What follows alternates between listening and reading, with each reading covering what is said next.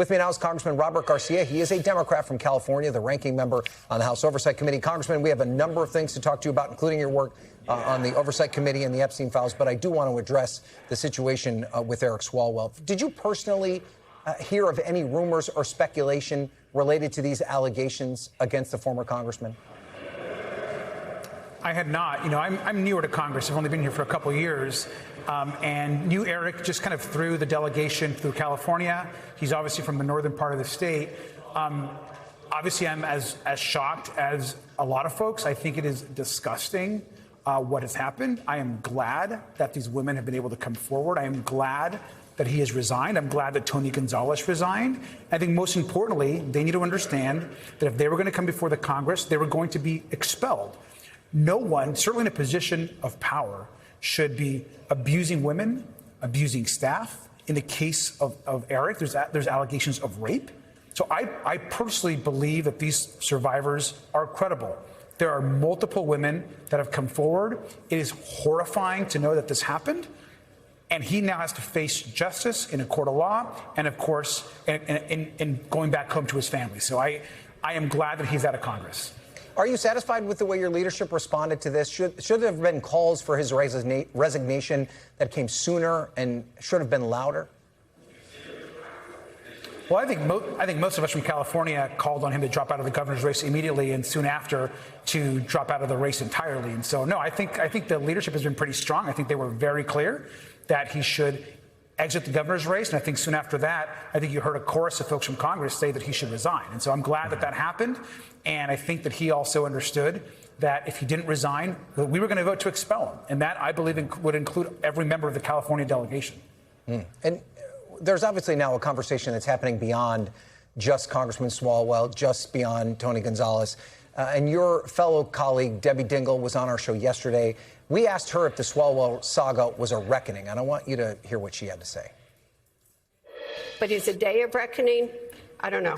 I've been living through a lot of things. I'm not old, but I'm seasoned. I have many of my own stories where you would never have dared come forward, and even when I asked for help, was told deal with it or leave. We're not there anymore. You don't have to do that, but we still have not gone as far as we want, and bad behavior will still continue. I'm interested in your take on this, Congressman, because you've been so outspoken, particularly as it relates to the Epstein files, about protecting survivors, giving people an opportunity to come forward and address this kind of behavior. Is there a problem on Capitol Hill? And do you and your fellow colleagues need to do more to give potential accusers the opportunity to come forward and seek justice if they're being abused? There is zero room in Capitol Hill or in government for anyone that abuses their power, and certainly anyone that abuses either subordinates or that abuses anyone by using their own power. And I think that what has to be very clear. Look, I am a sophomore member of Congress, and I've been clear from day one that anyone that is abusing anyone, those folks should be held accountable, should not be in Congress. The Ethics Committee is there to do this work, and staff members on the Hill should feel empowered at this moment. Any staff member who feels that they have been wronged, they should feel empowered to report that, to go to the Ethics Committee and ensure there is a system where they are supported and where those allegations can actually be vetted through. The other thing that's really critical is, I think, especially as Democrats and as someone that's led on the Epstein investigation, is we have to support survivors. And when someone comes forward, it is incredibly courageous. And look, yes, people have an opportunity to, and should have the opportunity to, if there's an allegation, to take that allegation to court or to the committee. But those survivors have to always be protected. And women who are coming forward need to be heard. And so if anybody is on Capitol Hill and feel that they have been somehow abused or wrong, they should report that and they should be supported. Okay. Let's move on now to your work as it relates to the Epstein investigation. Where would you describe the status of where things stand right now? How much longer do you think this could potentially continue? And are you at all frustrated that it hasn't led to more prosecutions and investigations from a legal perspective beyond what you're doing on Capitol Hill? The Epstein investigation is going to last as long and take as long as the DOJ wants, because at the end of the day, they have control over releasing all the files. we could actually move forward if the DOJ began prosecutions, if the DOJ actually released the 50% of the files that they still have in their possession. And I want to remind folks that the DOJ, under their own admission, have only released 50%. And yet they say that it's over and that they're not releasing any more and that they've been responsive to the transparency law and the subpoena. That is just not correct. They right now have to release the rest of the files. And until they release all the files, and until there is actually prosecutions and that we can actually finish this investigation, we're going to push every single day to support these survivors and these brave women. It is unbelievable that the president continues to call this investigation a hoax. I mean, you heard his own wife, the First Lady. She came out and wants there to be additional hearings. She came out and acknowledged that this investigation is not a hoax. So it's time for Pam Bondi to testify, and it's time for Todd Blanche to release the rest of the files. All right, we'll talk about Bondi in a second, but let's go back to the First Lady. She obviously made a statement that no one really saw coming, and also suggested that it was time for the survivors to speak in a public hearing. Is that something you're open to? Did it surprise you that she asked for that? And you've been in contact with many of these survivors and accusers before. Is this something they even want? So, look, I think first, anytime you have a survivor testify or give testimony, that has to be up to them.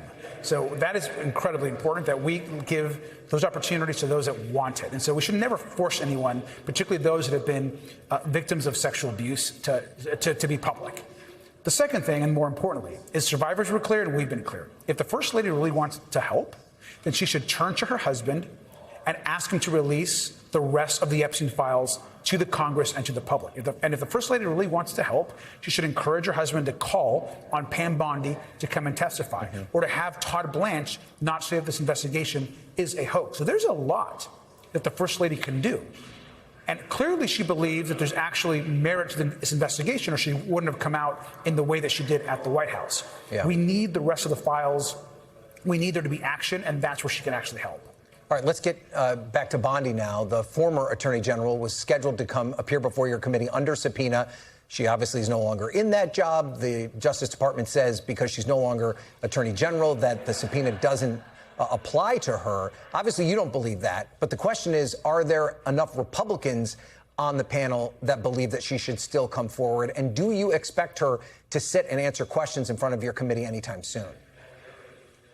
Well, first, we do expect her to come forward because that is the subpoena. That's the law. She has to do so. And what we have said is if she continues to evade us, we are going to be filing contempt charges against her. This is blatant contempt of Congress. There's a subpoena. It doesn't matter if she's the Attorney General or not.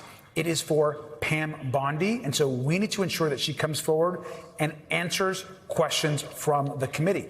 And she, of course, has been the one, in our opinion, has been leading this White House cover-up. She's the one that said the files were on her desk. She is the one that wouldn't actually meet with the survivors or not even turn around and acknowledge them during hearings. And so I think there is no question that the American public wants her to testify. The survivors have been public. They put out statements. They want her to testify. She needs to answer our questions. But do you feel that you'll get any support from Republicans to make that happen? Have they given you any indication about that? I do. I mean, I think that I think we're talking to folks right now. Obviously, I think that for folks like Representative Mace has been very clear that she thinks that Pam Bondi should testify. So we are going to try to build a bipartisan coalition and ensure that if she's not going to testify, that we hold her in contempt of Congress. Okay. Congressman Robert Garcia, we covered quite a bit. Thank you so much, sir. We appreciate it. Thank you. We thank you for watching, and remember, stay updated on breaking news and top stories on the NBC News app or watch live on our YouTube channel.